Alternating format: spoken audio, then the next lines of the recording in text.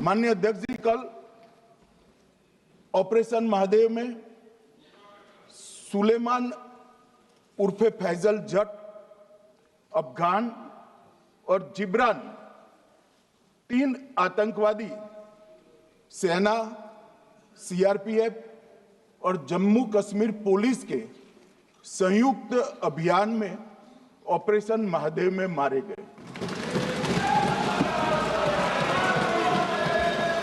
और माननीय अध्यक्ष जी, ये जो सुलेमान है, ए श्रेणी का लश्कर तोयबा का कमांडर था।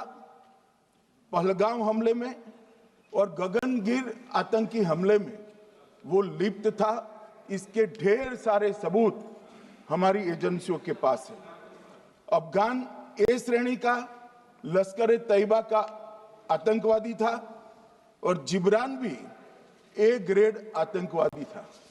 और माननीय अध्यक्ष जी, मैं सदन को और सदन के माध्यम से पूरे देश को बताना चाहता हूं, जिन्होंने बैसरन घाटी में हमारे प्रवासियों को, नागरिकों को मारा था, ये तीनों आतंकवादी ये थे और तीनों मारे गए।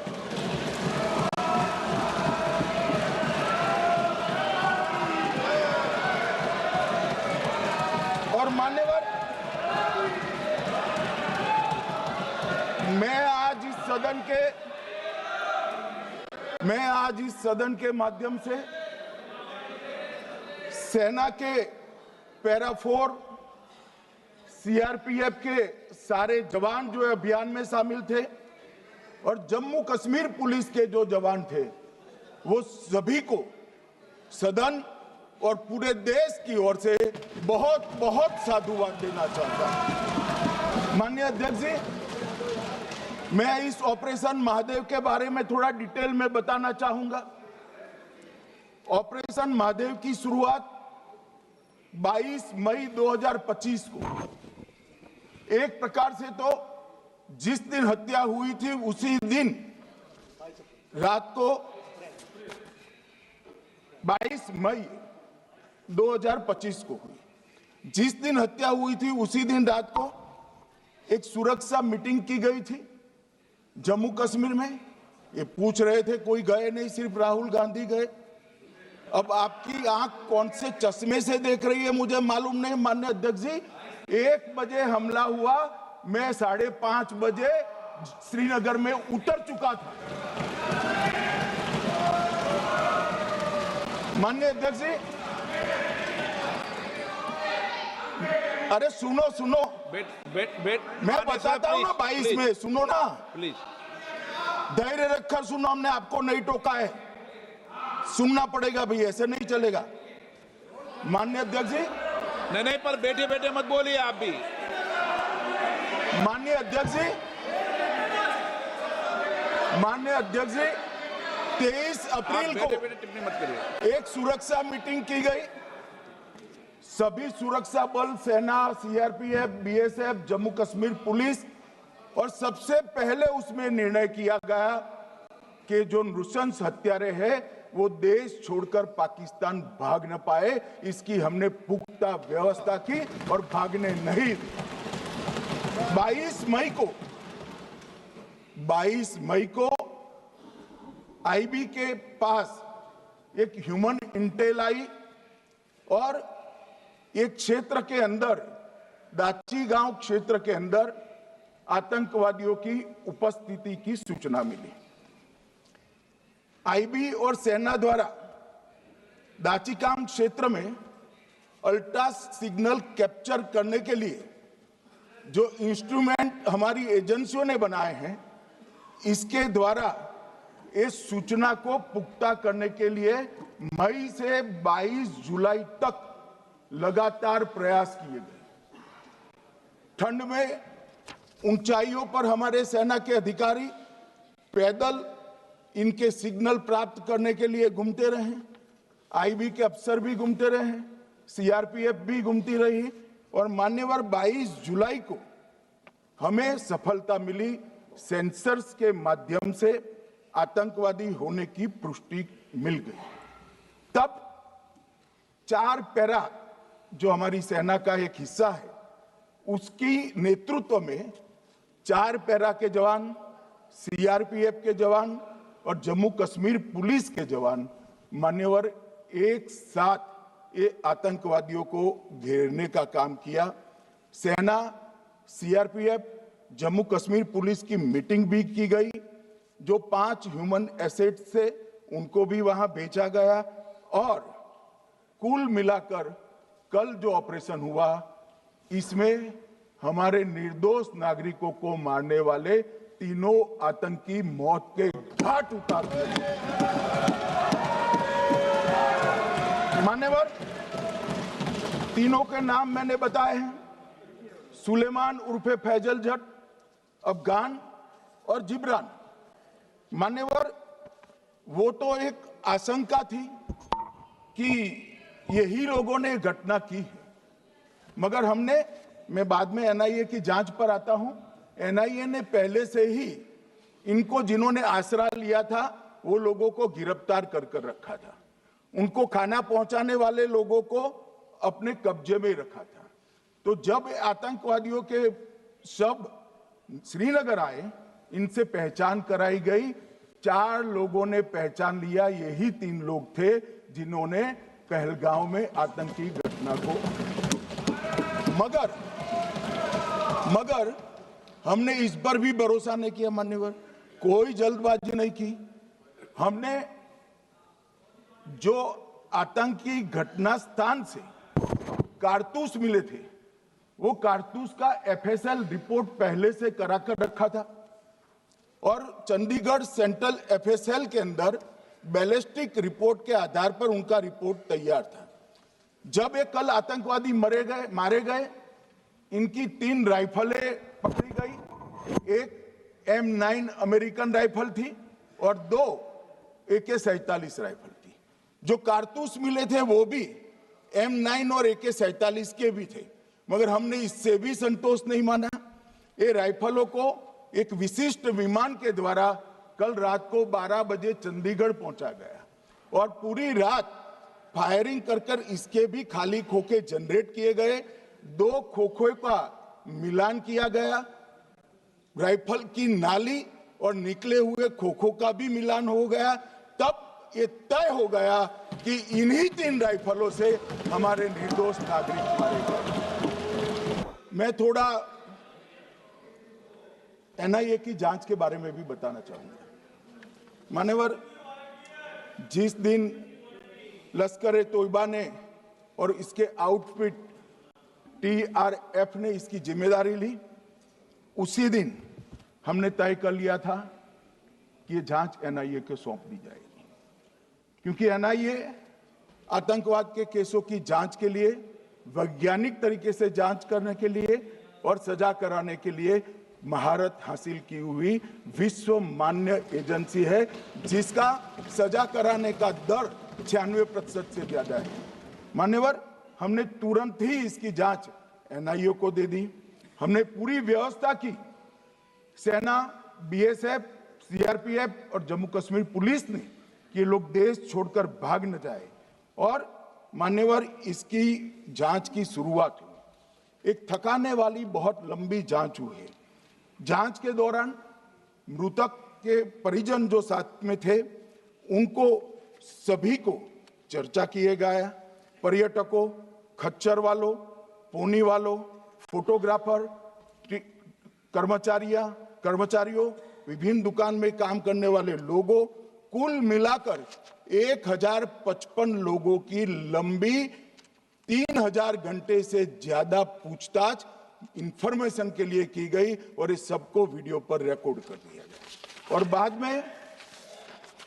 बाद में इसके आधार पर स्केच बनाया गया और ढूंढते 22/6/25 को एक बशीर की पहचान की गई और परवेज की पहचान की गई, जिन्होंने आतंकवादी घटना के अगले दिन आतंकवादियों को शरण दी थी।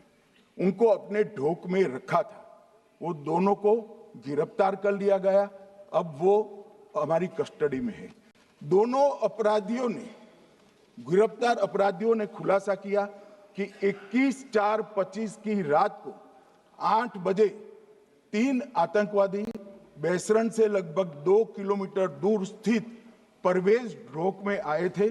आतंकवादियों के पास AK-47 और M9 कार्बाइन थी। जो 2 आतंकवादियों ने काली पोशाक पहनी थी और एक ने छद्म वेश किया था। खाना खाया, चाय पी और ढोक से निकलते वक्त कुछ खाना, नमक, मिर्च और मसाले लेकर वो चले गए। मान्यवर, उस वक्त हमने जिन खोखो को रिकवर किया था, इसको हमने चंडीगढ़ FSL में टेस्टिंग के लिए भेज दिया और जब चंडीगढ़ FSL में टेस्टिंग के लिए भेजा गया तो वही राइफल से एप्को आतंकी हमला हुआ था, वो भी निश्चित हुआ। तो आज इसके साथ साथ दूसरे एप्को आतंकी हत्या को अंजाम देने वाले आतंकियों का भी इसके साथ ही समाप्ति हुई है, उनको मार दिया गया है। मान्यवर, और इसके बाद में स्केच बनाया गया। गिरफ्तार किए गए दोनों आरोपियों की माता जो थी, इन्होंने ये तीनों आतंकियों के मृतदेहों को पहचान लिया है।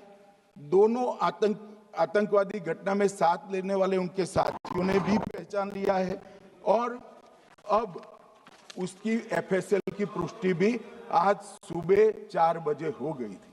अब मैं जांच का पूरा ब्यौरा बताना चाहता हूं। मान्यवर, ये हमले में 3 पाकिस्तानी आतंकवादी थे। हमले में 2 AK-47 और 1 M9 कार्बाइन का प्रयोग किया गया था और अब जो पकड़े गए हैं, इसके सुलेमान के कारण एप्को का मामला भी आज रिजॉल्व हो रहा है और आतंकवादियों को पनाह देने वाले 2 स्थानीय लोगों को भी इस केस में पकड़ लिया गया है। मोदी जी ने ऑपरेशन सिंदूर कर आतंकवादियों को जिन्होंने आतंकवादियों को भेजा था, उनके आकाओं को जमीन में मिलाने का काम किया था। सेना और CRPF ने वो आतंकवादियों को भी समाप्त कर दिया। और मान्यवर,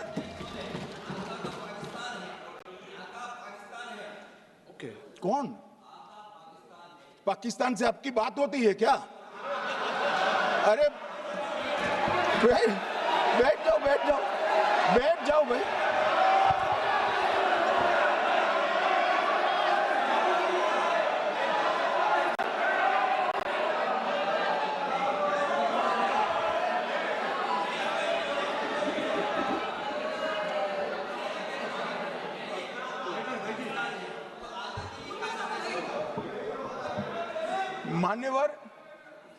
मान्यवर, मैं बताता हूं कैसे इनके आका मारे गए, वो भी नाम के साथ बताता हूं, जगह के साथ बताता हूं, घंटे, मिनट और सेकंड के साथ बताता हूं। मान्यवर, मैं तो अपेक्षा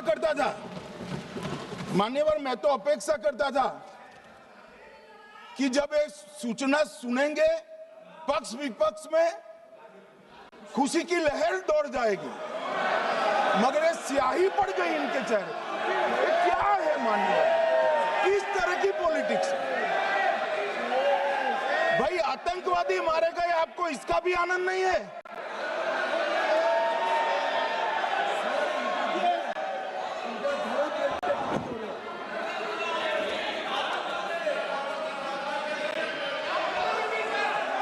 अखिलेश जी बैठ जाइए, मेरा पूरा जवाब सुनिए, आपका सब जवाब आ जाएगा।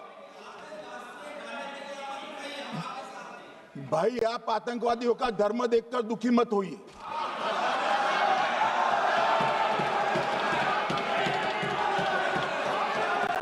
अखिलेश बैठ जाइए यार।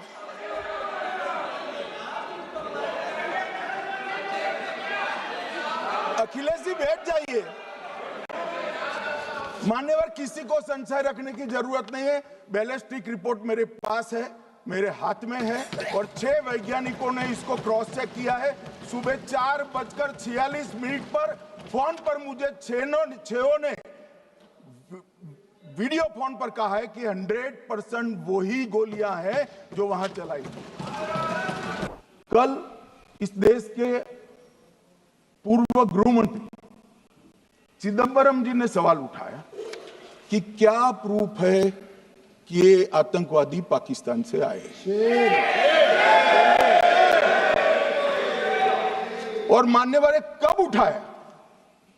जब संसद में चर्चा होने वाली थी। क्या कहना चाहते हैं चिदंबरम साहब? किसको बचाना चाहते हैं? पाकिस्तान को बचाकर आपको क्या मिलेगा? वो ये कह रहे हैं कि और क्या है, मत जवाब दो ना तुम्हें।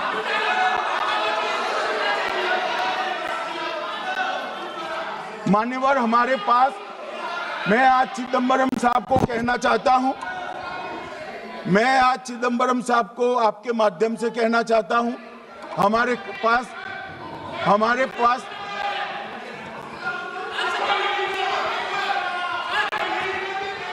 मान्यवर हमारे पास प्रूफ है, वो भी मैं सदन के सामने रखना चाहता हूं कि तीनों पाकिस्तानी थे। 3 में से 2 के पाकिस्तान के वोटर नंबर भी आज हमारे पास उपलब्ध है। मान्यवर ये राइफलें हैं, ये राइफलें भी हमारे पास उपलब्ध है। इनके पास से जो चॉकलेटें मिली हैं, वो चॉकलेटें ढोक में से मिली, वो भी पाकिस्तान की बनाई हुई चॉकलेट है। मान्यवर ये कहते हैं कि पाकिस्तानी नहीं थे, इसका मतलब पूरी दुनिया के सामने इस देश का एक पूर्व गृह मंत्री पाकिस्तान को क्लीन चिट दे रहा है।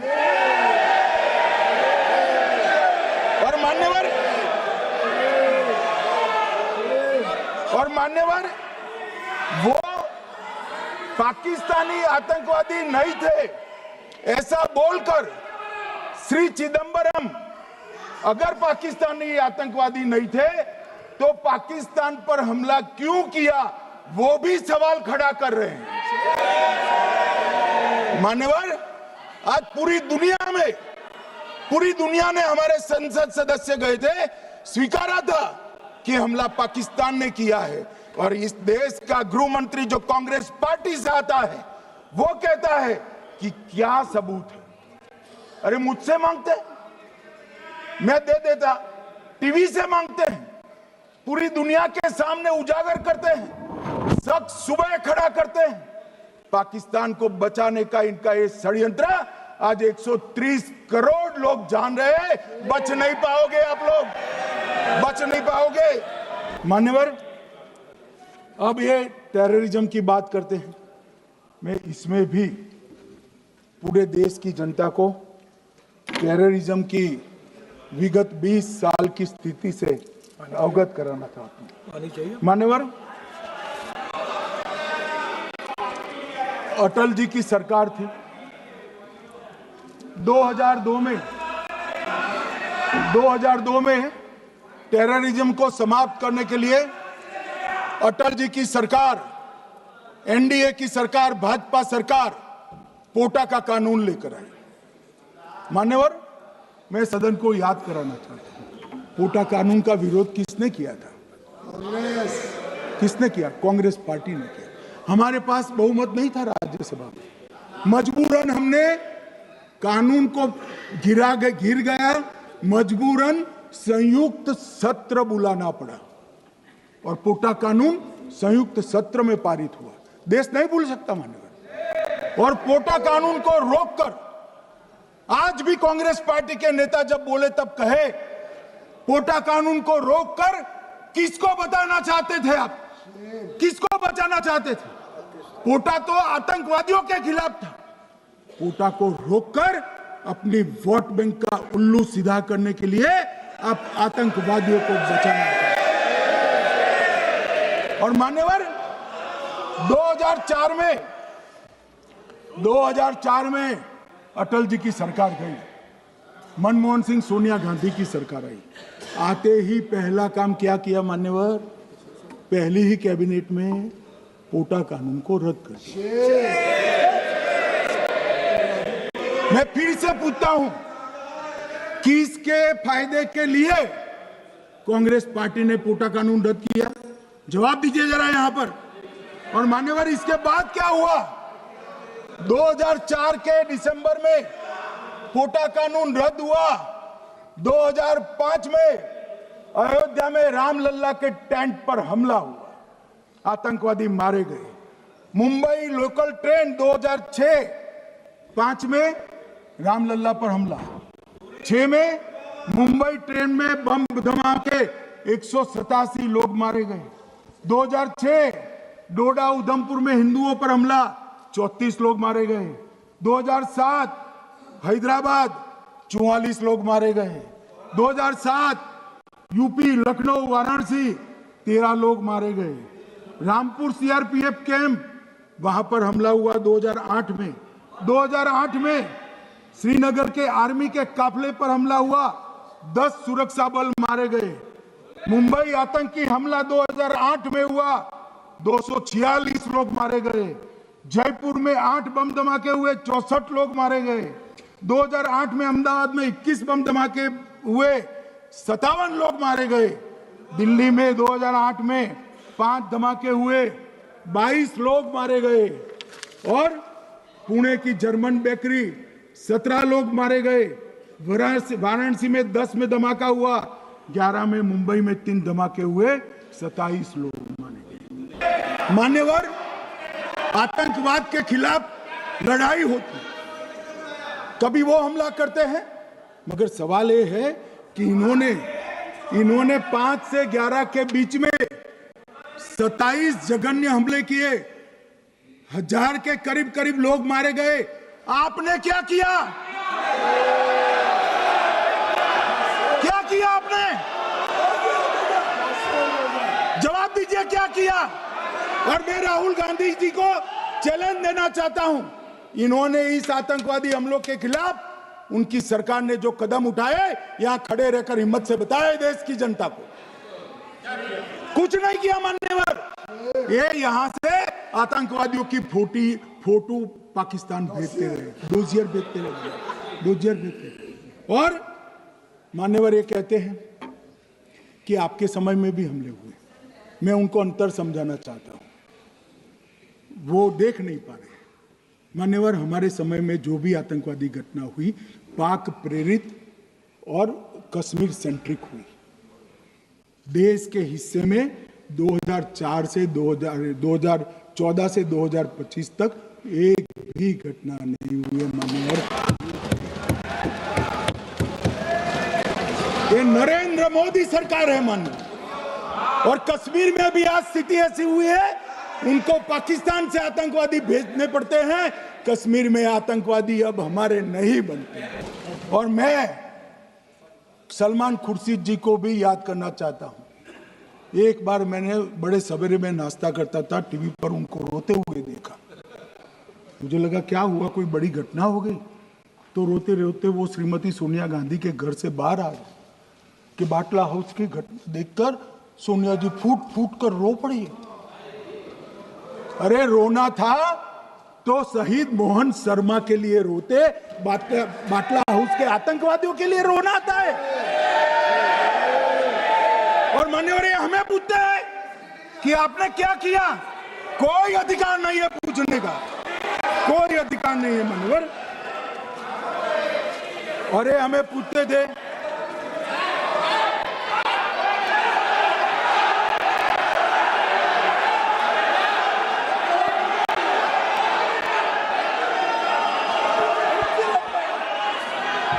मान्यवर अभी 25% बाकी।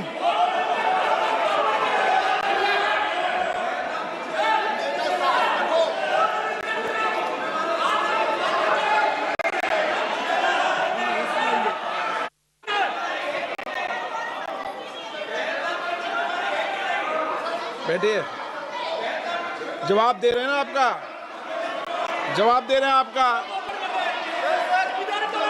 पहलगांव के बाद जो घटनाक्रम घटित, उसका जवाब दे दिया ना माननीय गृह मंत्री जी ने। आपने पूछा आतंकवादियों क्या हुआ, आतंकवादियों का जवाब दे दिया। क्या पूछना चाहते हैं आप? आपने हर सवाल पूछा, हर सवाल जवाब सुनिए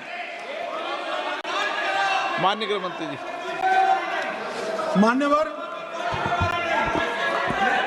मान्यवर, इन लोगों को कल ऐसा था कि ये जो बेसरन के गुनहगार है वो पाकिस्तान भाग गए, तो बड़े आवाज से पूछते थे भाग गए भाग गए भाग गए, गृह मंत्री क्या करता है, जिम्मेदारी ले। हमारी तो सेना ने ठोक दिया, सीआरपीएफ ने ठोक दिया मानव। अब मेरा तो जवाब बनना ना देता है ना वो मांगना बनता है, मगर मैं उनको कुछ पूछना चाहता हूं।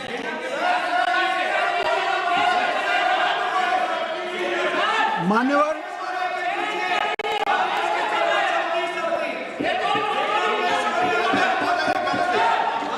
प्लीज, मारेगी तो सेना है ना, सेना अब ऐसे भी मारेगी ना, तो वो भी ये कह रहे हैं सेना और सीआईएसएफ ने मारा।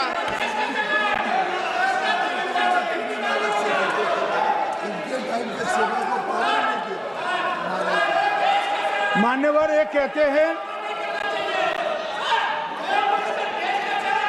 साहब इसको बिठाओ जरा।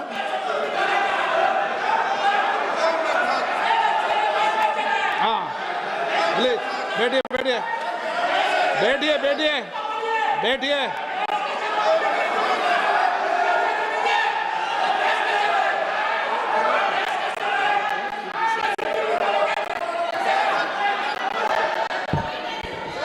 सबको मान्यवर, ये लोग मुद्दा उठाना चाहते हैं तो जरूर उठाए। मैं आज सुबह ही सलमान खुर्शीद जी का वो इंटरव्यू मेरे मोबाइल में रिजर्व कर आया हूं। आप जब भी कहोगे ये पूरे टीवी पर बताने के लिए मैं तैयार सेव कर आया हूं। इनकी इच्छा है तो कल एक समय तय करिए, यहां बता दीजिए चारों टीवी में, और देश की जनता भी देख लो।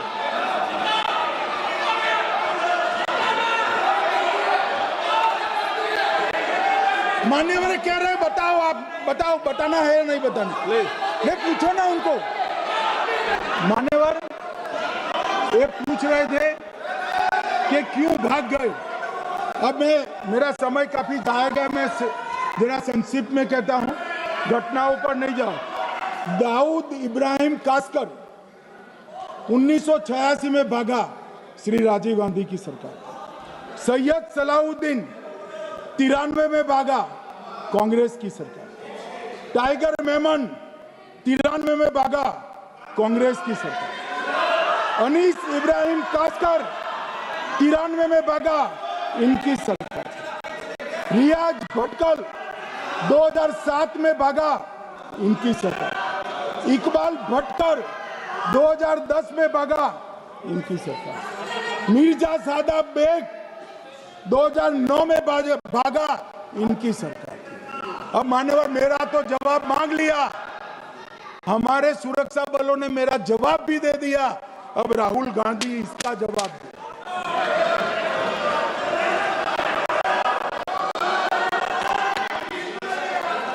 मान्यवर, अब मैं कश्मीर के विषय में मैं बात करना चाहता हूं। कल कहते थे कि गृह मंत्री ने भाषण किया था कि 370 की कलम ढाएगी तो आतंकवाद कम हो जाएगा। क्या हो मान्यवर, मेरा हिसाब देना बनता है।